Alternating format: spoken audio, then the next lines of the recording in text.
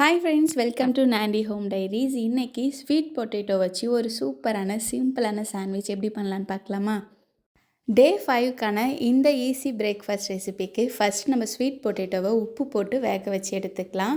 அடுத்ததாக ஒரு முட்டையை உப்பு போட்டு மிக்ஸ் பண்ணி எடுத்து வச்சுக்கலாம்.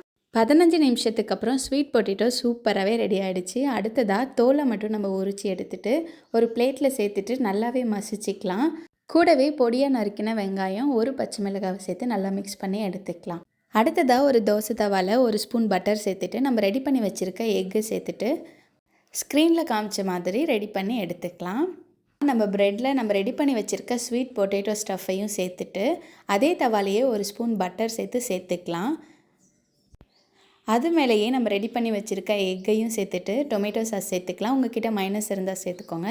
கூடவே வெஜ்ஜஸ்லாம் ஆட் பண்ணிவிட்டு மேலே ஒரு ப்ரெட் வச்சு 2 பக்கமும் வெந்ததுக்கப்புறம் சர்வ் பண்ணிங்கன்னா சூப்பரான ஸ்வீட் பொட்டேட்டோ சாண்ட்விச் ரெடி. கண்டிப்பாக ட்ரை பண்ணி பாருங்கள்.